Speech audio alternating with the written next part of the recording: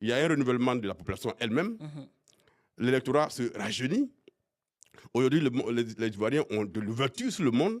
Ils voient comment le monde est géré. Même en Afrique, il y a des mutations profondes qui arrivent.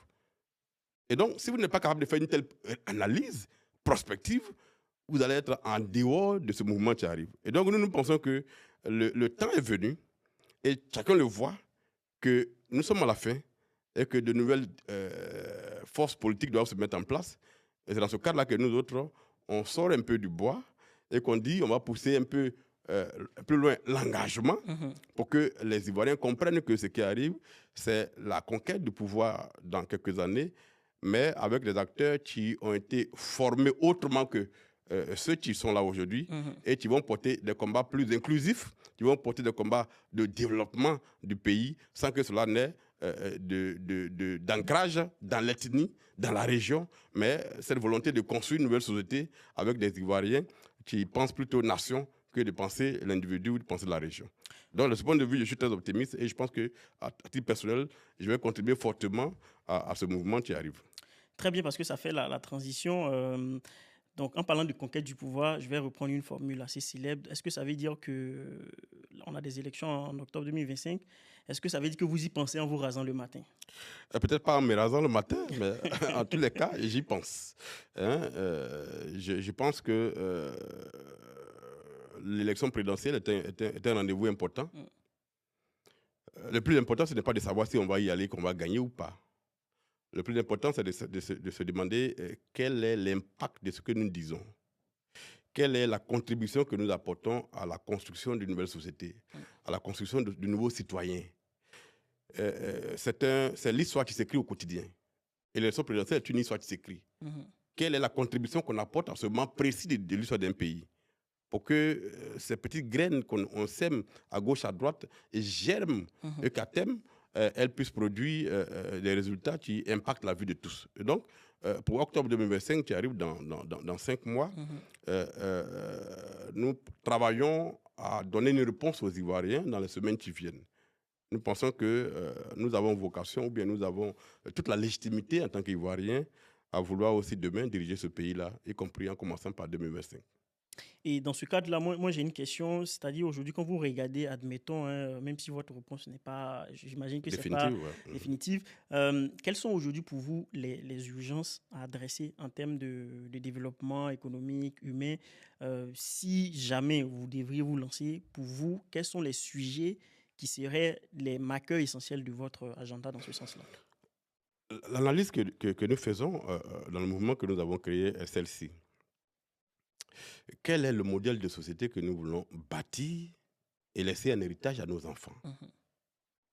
Est-ce que c'est cette société corrompue dans laquelle nous vivons aujourd'hui, cette société qui génère la médiocrité dans laquelle nous vivons aujourd'hui, cette société d'inégalité sociale dans laquelle nous vivons aujourd'hui, que nous voulons laisser un héritage à nos enfants avec cette propension de la force qui prévaut sur tout, où les puissants écrasent les plus faibles, où la loi qui est faite pour tous est soumise à la volonté d'une partie des de ceux qui dirigent. Ou bien nous voulons construire une société qui garantit à chacun de nous des droits. Ou, par exemple, le droit de propriété qui est un élément fondamental de la construction d'une république, aujourd'hui est piétiné en Côte d'Ivoire. Est-ce que ce droit-là, on construit une société dans laquelle ce droit va être respecté? Est-ce que moi, en tant que député, moi, en tant que maire, ou en tant que simple citoyen, le petit héritage matériel que j'aurais laissé à mes enfants au prix d'un labeur intolérable, est-ce que demain, si je ne suis pas vivant, quelqu'un, parce qu'il est député, parce qu'il est ministre, parce qu'il est dans l'appareil d'État, pourrait débarquer avec un bulldozer, avec une machine, et raser la maison de mes enfants sans qu'il ne se trouve personne pour crier au scandale, sans qu'il ne se trouve une justice pour lui dire « Attention, vous n'avez pas ce droit ». Donc, la définition du modèle de société dans lequel nous voulons vivre est pour moi quelque chose de fondamental. Et donc, moi, je me suis engagé en politique pour contribuer à faire cette définition-là. Qu'est-ce que nous voulons comme développement? Quel est le citoyen que nous voulons pour faire ce développement? Quel est le système éducatif que nous bâtissons pour porter les ambitions de ce pays-là? Moi, depuis une trentaine d'années, on n'a pas trouvé réponse à ces questions-là. De 1960 aux années 90, nos premiers dirigeants, notamment notre premier président, avaient cette vision-là de ce que la première richesse d'un pays, ce sont ses ressources humaines. Absolument. Et que vous ne pouvez pas concevoir aucune politique de développement si vous n'avez pas l'outil le plus important qui est la ressource humaine. Aujourd'hui, le système éducatif ivoirien s'est effondré. C'est un constat pour tout le monde. On vient de sortir un rapport international sur le classement des universités à travers le monde. Jusqu'à la 1000e place, on n'a pas une université ivoirienne. Ça fait des années que ça dure, ça. Et voilà. Mais il fut dans une période où les universités en Côte d'Ivoire, les grandes écoles, au temps de Houphouët-Boigny, étaient parmi les plus performantes en Afrique. Où, à travers l'Afrique, les gens venaient en Côte d'Ivoire former les ingénieurs. Aujourd'hui, ce sont nos enfants qui fuient par ailleurs. Et donc, pour nous, ce sont les éléments les plus importants. Construire des ponts, construire des centres de santé, construire des routes, c'est quelque chose d'absolument fondamental. Mais l'élément le plus important, c'est de construire les hommes qui vont maintenir ces ouvrages-là en vie. Donc, c'est ce modèle-là que nous voulons construire.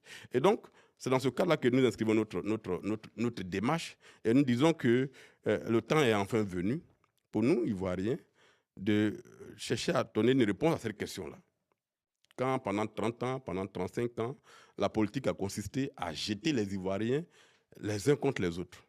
La politique a été une sorte de guerre de tous contre tous, ou bien de la guerre de chacun contre tous.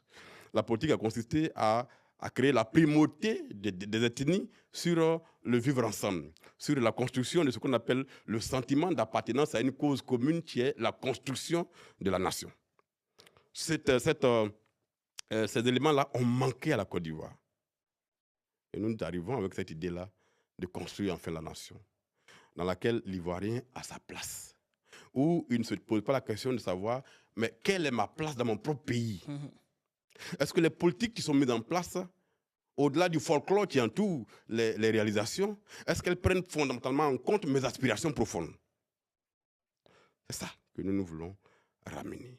Et donc, nous pensons que l'occasion est arrivée, le temps est venu pour que, sereinement, on fasse des débats plus structurants, plus constructifs, dans lesquels on pose les fondamentaux, on pose les vraies questions. C'est ça que nous voulons mettre en place. Et c'est pour ça que j'ai dit, je suis optimiste, parce qu'une façon de faire est en train de prendre fin, et une autre façon de faire va se mettre en place, qui est la nouvelle dynamique qui arrive.